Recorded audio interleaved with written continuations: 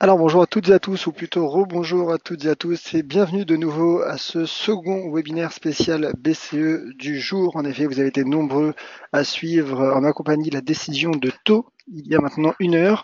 On va suivre ensemble la conférence de presse de Mario Draghi, du moins les annonces, les déclarations les plus importantes, et surtout analyser les réactions du marché. La conférence de presse de Mario Draghi, donc, qui devrait débuter d'ici un instant.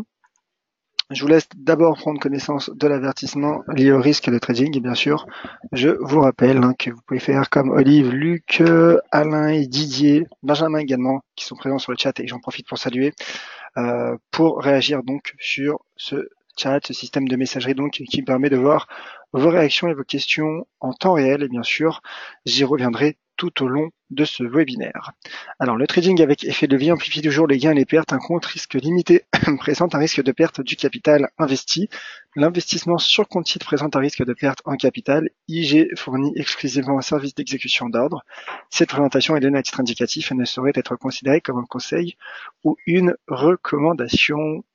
Voilà donc pour cette introduction. Et je vous rappelle bien sûr qu'en vous inscrivant sur le webinaire, vous avez reçu automatiquement une plateforme démonstration IG, donc n'hésitez pas à contacter notre service client si toutefois vous n'avez pas reçu vos identifiants. C'est parti pour ce webinaire spécial BCE Mario Draghi. Alors je rebondis d'ailleurs sur un commentaire que vient de laisser Olive, qui est toute excitée pour cette intervention. Écoutez, je le suis également, je l'ai dit tout à l'heure, ces journées BCE, je les apprécie particulièrement. Voilà, il y a une excitation particulière et je vous rejoins tout à fait. J'espère donc que tout se passera bien. Simplement pour rebondir sur le webinaire, le premier webinaire en ma compagnie, je montrais justement ce risque baissier sur l'euro dollar avec cette cassure en cours de ce support hebdomadaire 1,22-138, et je montrais également ce repli technique de l'euro dollar sous ce pivot, ce point pivot représentés en noir, pointillé noir sur mon graphique. Ce sont des points pivots qui sont donnés, donc qui sont basés du moins sur l'unité de temps journalière. Suite d'ailleurs à ce point en données 4 heures. Alors ce qu'il faut savoir pour être plus précis concernant donc le statu quo que nous avons suivi ensemble il y a quelques minutes, il y a un peu moins d'une heure, c'est que le Conseil des gouverneurs a confirmé donc que les achats d'actifs, donc en gros que le programme quantitative easing, il l'a confirmé donc au rythme actuel, qui s'élèvent, je le rappelle, à 30 milliards d'euros par mois et qui vont se poursuivre donc jusqu'à fin septembre. Donc pour le moment, rien de particulier. Mais toutefois, le Conseil des gouverneurs confirme qu'il pourrait être prolongé si nécessaire. Donc première finalement indication plutôt accommodante de la BCE, ce qui a pu expliquer notamment ce repli intraday, ce repli très court terme, donc depuis maintenant 1 heure, ce qui explique du moins, ce qui peut expliquer cette bougie rouge horaire qui a clôturé la semaine passée. L'heure passée, pardonnez-moi. Le Conseil des gouverneurs anticipe également que les taux principaux restent sur les niveaux actuels pour une période prolongée et bien au-delà de l'horizon des achats d'actifs. Donc les taux devraient rester inchangés encore de nombreux mois selon la BCE. Et je rebondis également sur un message qui est donné sur le chat par Luc, qui indique que les chiffres américains seront sortis de manière positive, puisqu'il y avait en effet quelques statistiques à suivre, mais la principale statistique macroéconomique aux États-Unis aura lieu demain avec la publication donc du taux de croissance. Voilà, c'est les commandes de biens durables qui sont ressorties nettement supérieures aux attentes du consensus à 2,6%, alors que le consensus l'attendait à 1,6%. Voilà pour cette parenthèse américaine. On se retourne vers la BCE. On s'oriente de nouveau donc vers Mario Draghi et la BCE et des déclarations donc qui devraient arriver. La volatilité, voilà, qui commence à accélérer, le cours qui accélère, comme vous le voyez, et l'euro dollar donc qui pourrait confirmer confirmer son risque baissier en cassant donc le niveau de support montré il y a quelques minutes en données hebdomadaires et données journalières.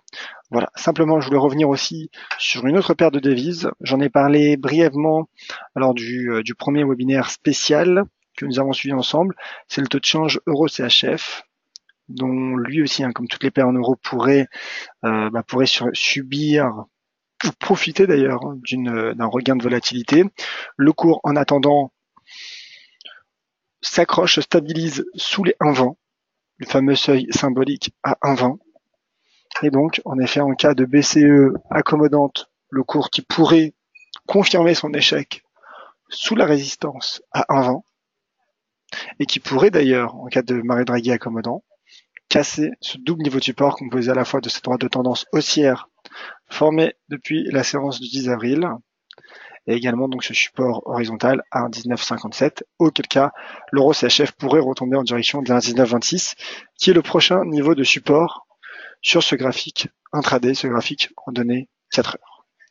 Voilà, donc c'est l'enjeu, aussi l'un des enjeux sur le Forex de cette intervention de Mario Draghi, car un franchissement des 1,20, qui est possible avec ce regain de volatilité attendu, pourrait en effet relancer la hausse du taux de change euro-CHF.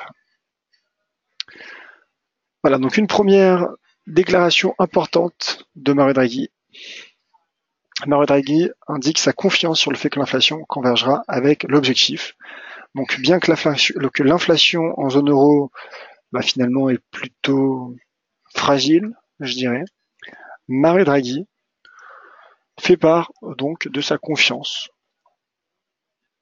sur un retour de l'inflation vers l'objectif qui, je le rappelle, se situe à 2%. Proche des 2%, mais légèrement inférieur à 2%. L'inflation core, donc l'inflation sous-jacente, doit encore montrer des signes convaincants de tendance haussière. Mario Draghi un peu plus prudent donc, et Mario Draghi qui indique également la nécessité de surveiller le marché des changes, en effet, car finalement, l'évolution de l'euro, l'évolution du cours de l'euro impacte bien évidemment un impact sur l'économie en zone euro. J'alterne en même temps les différents graphiques simplement pour que vous puissiez constater finalement de la réaction des marchés en même temps que ces déclarations de Mario Draghi. Voilà, donc voilà une déclaration, une phrase de Mario Draghi, une annonce de Mario Draghi qui vient d'être dite, et c'est une déclaration accommodante puisque Mario Draghi indique qu'un degré important de stimulation monétaire est toujours nécessaire. Donc pour le moment, un discours plutôt prudent de Mario Draghi. Je regarde en même temps donc les commentaires.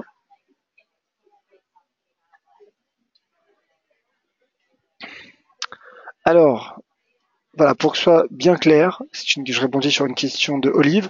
Donc en effet, des déclarations, une intervention accommodante de Mario Draghi pourrait fragiliser l'euro et donc fragiliser l'euro-dollar, l'euro franc suisse, les paires dont l'euro est en numérateur. À l'inverse, une intervention hawkish pourrait, d'un point de vue théorique, bien sûr, donc une intervention belliciste, non accommodante, confiante, pourrait favoriser l'euro et donc favoriser les paires en euros. Ça, c'est pour que ce soit clair.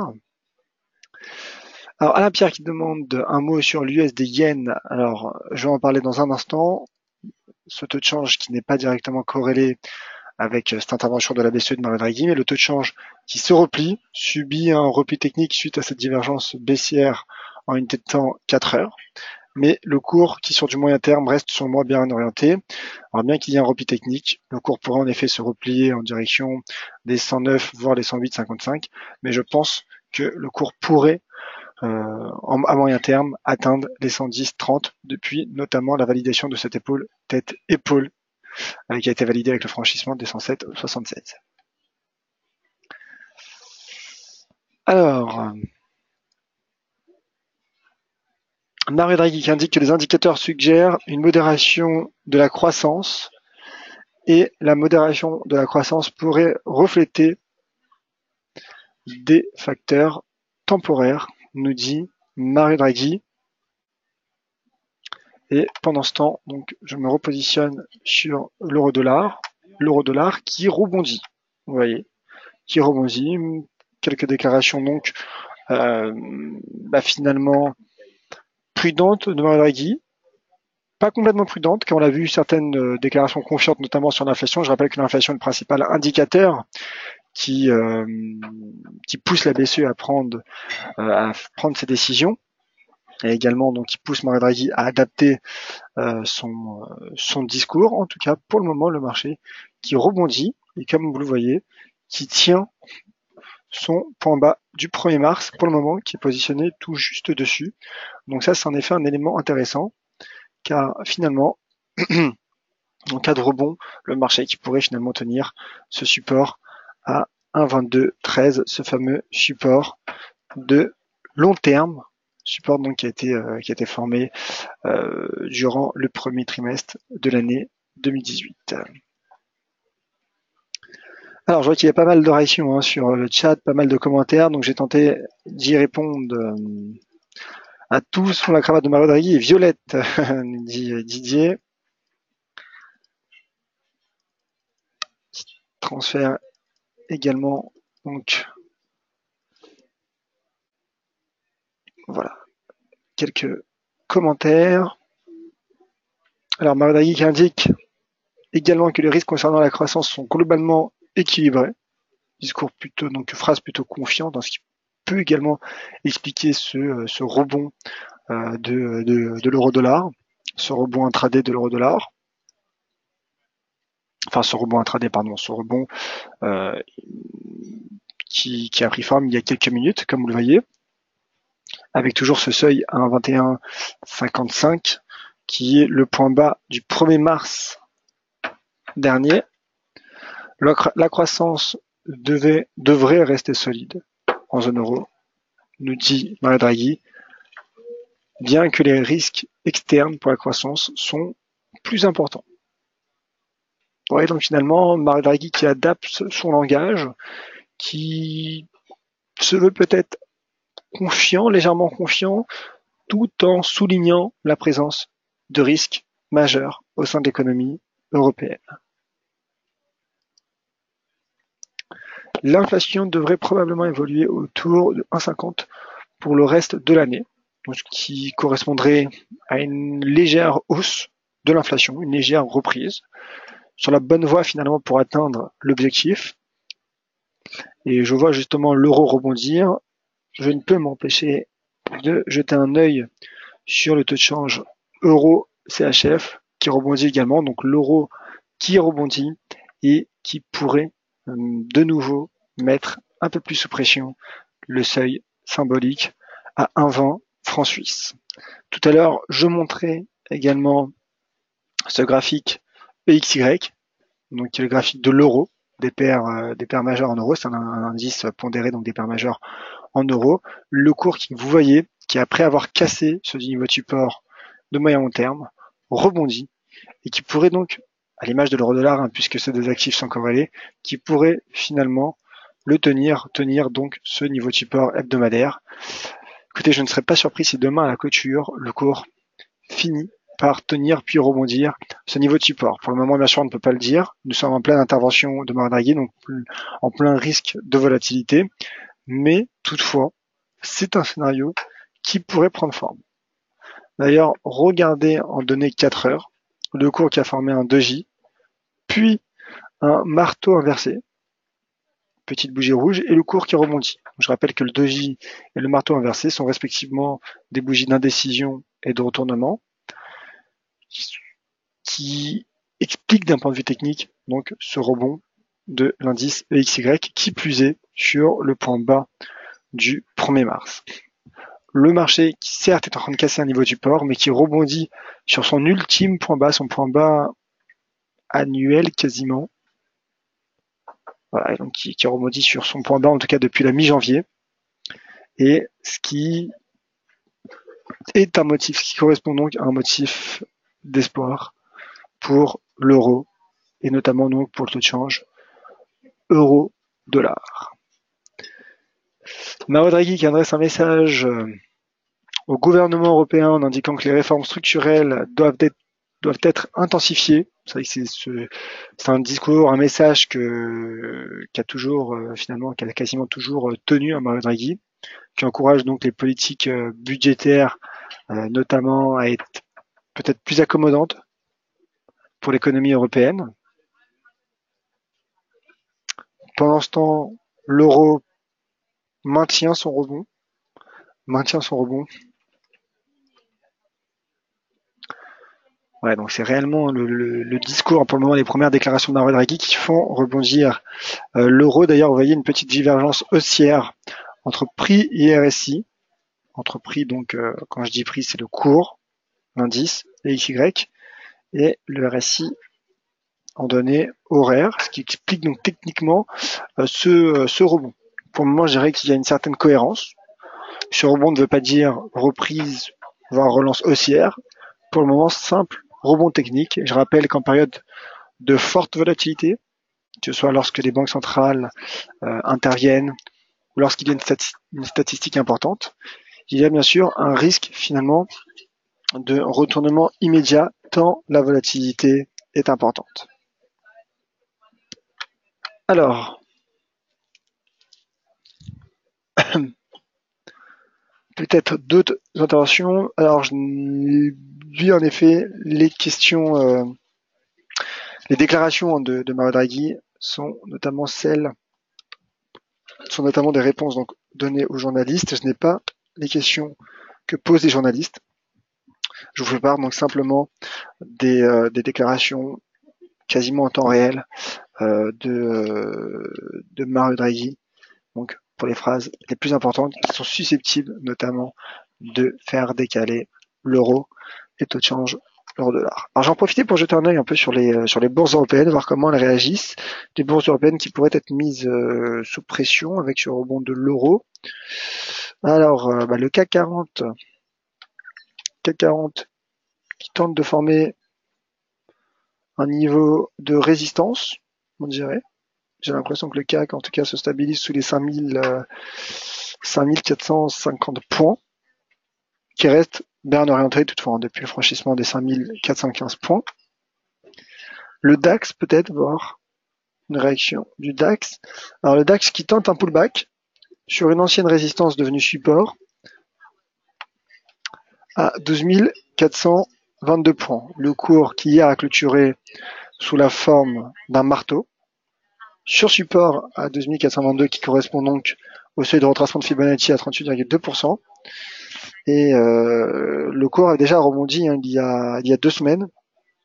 Il y a 2 semaines sur ce même support. Donc techniquement, à court terme, le DAX pourrait atteindre les 12 605 points. En tout cas, cette zone 12 605, 12 647. Mais attention, encore une fois, nous sommes en pleine intervention de Mario Draghi. Et donc, en effet, le cours qui pour le moment en tout cas tente de tenir ce niveau de support. Alors je vois qu'il y a quelques questions et réactions sur le chat. J'en profite donc pour pour tenter d'y répondre. Alors Luc, ce sont les algos qui sont placés avant les déclarations qui font ces volatilités, qui provoquent ces volatilités. Alors non, là je pense que c'est surtout l'intervention de la Banque centrale européenne et des interventions, des déclarations de Mario Draghi. Alors oui, bien sûr, certains robots, certains algorithmes qui sont mis en place peuvent accélérer finalement l'évolution d'un cours, puisque cela peut finalement enclencher des stops, voire des ordres limites, donc clairement provoquer donc des ordres d'achat ou de vente. Donc oui, cela peut avoir une incidence, mais là en l'occurrence, je pense quand même que ce sont les déclarations de Mario Draghi qui orientent principalement le Forex. Mario Draghi qui indique que la perte du momentum économique est étendue entre pays et entre secteurs. Et Mario Draghi qui ajoute le déclin de certains indicateurs économiques était inattendu. Ouais, donc Mario Draghi qui était plutôt surpris. Alors, risque de volatilité, mais en effet, la volatilité, comme vous voyez, se fait un peu moindre par rapport à ce que l'on a pu connaître par le passé. Un mot sur l'euro GBP peut-être, faire un petit tour d'horizon des paires en euros. L'euro GBP qui a échoué sous les 0,87-86 et qui met de nouveau sous pression cette zone de support située entre les 0,8712 et 0,8689. Donc pour le moment sur support, le cours qui pourrait rebondir. Toutefois, en cas de cassure, comme il y a eu il y a 2 semaines, le risque baissier serait relancé. En effet, suite à cette cassure, je m'attendais à une baisse plus importante de l'euro GBP qui, pour le moment, n'a pas encore lieu. La livre sterling est également fragile alors que se profile dans 2 semaines l'intervention de la Banque d'Angleterre.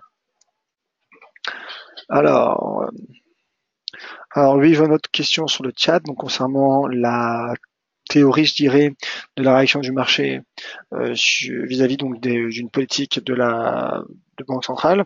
Lorsque la banque centrale est accommodante, donc lorsque par exemple elle va baisser ses taux, renforcer un programme de soutien tel que le quantitative easing, cela a tendance généralement à faire baisser le cours de la devise. Je ne parle pas du taux de change, mais bien du cours de la devise. Donc, si la devise est placée en numérateur, le taux de change pourrait baisser. Si la devise est placée en dénominateur, par exemple si la Fed adopte une politique accommodante, le dollar baisserait et donc cela soutiendrait l'euro-dollar. Vice-versa, si une banque centrale relève ses taux par exemple ou tient une politique ou un discours non accommodant, discours belliciste, hawkish comme on dit, hawkish donc qui vient de l'anglais hawk et donc faucon, pourrait renforcer la devise. Tandis qu'un discours accommodant pourrait affaiblir donc la devise. Alors Luc indique donc les gens ne se mettent pas à l'écart pendant ce temps de volatilité. Alors, il faut faire la différence entre les traders particuliers et les fonds d'investissement et les banques qui ont déjà des ordres placés sur du moyen long terme, pour la plupart d'entre elles. Donc voilà, il faut faire également la distinction entre traders particuliers, où en effet il y a un risque, lorsqu'il y a un risque de volatilité, donc il y a un risque de perte plus important pour le trader particulier. C'est pour ça que souvent on appelle, moi y compris donc, peut-être à rester un peu à l'écart en ces moments de volatilité. Mais donc il y a également, voilà, il faut faire la distinction donc entre les fonds d'investissement et les traders particuliers. Alors un mot, on retourne sur l'euro-dollar pour voir un peu ce qu'il en est. L'euro-dollar, voilà, qui tente de préserver son rebond. Le rebond qui pour le moment est entretenu par le marché.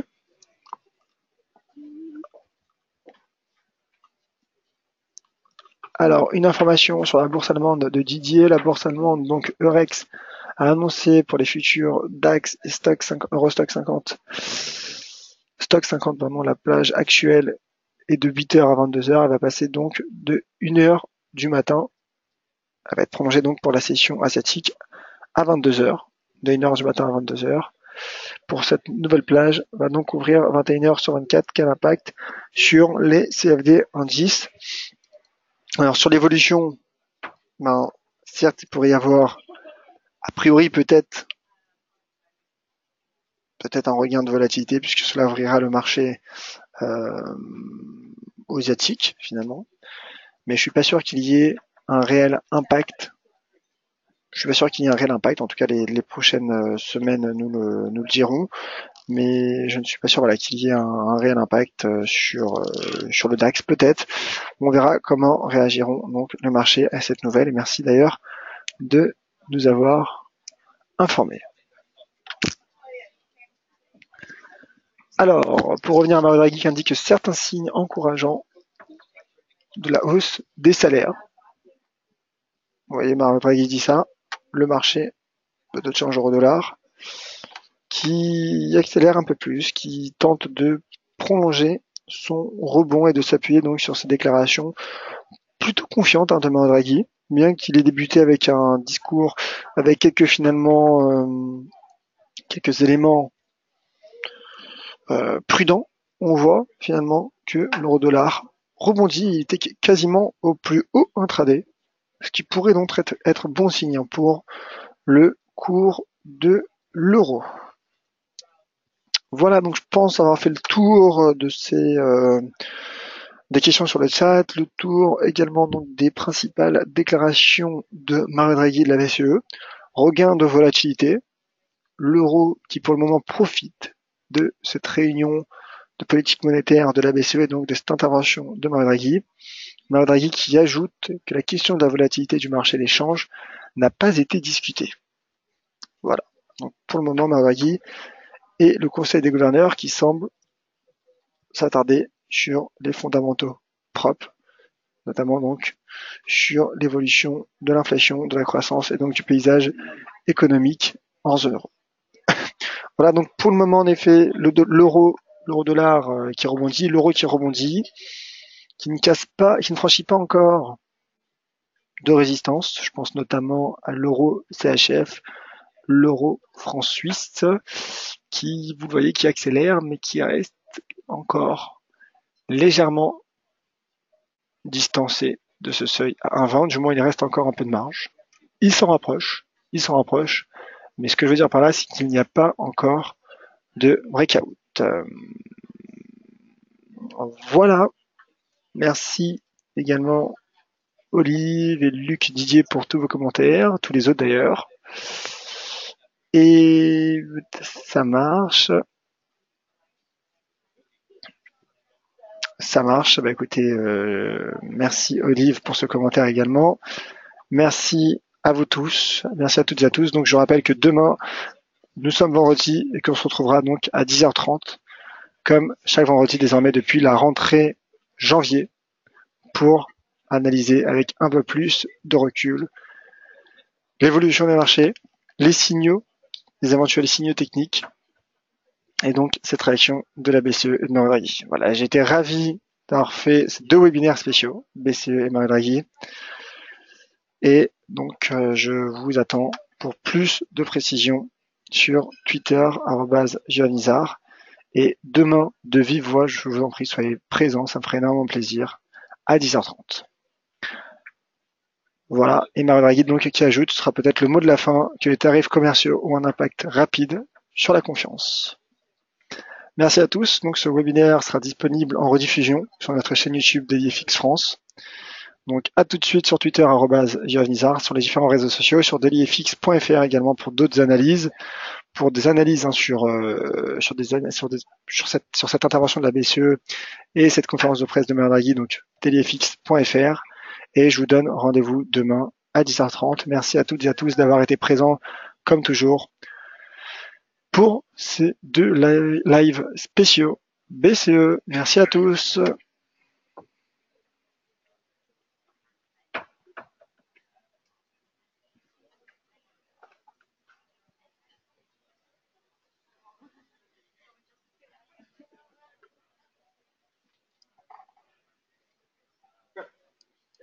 Nobody put it the back.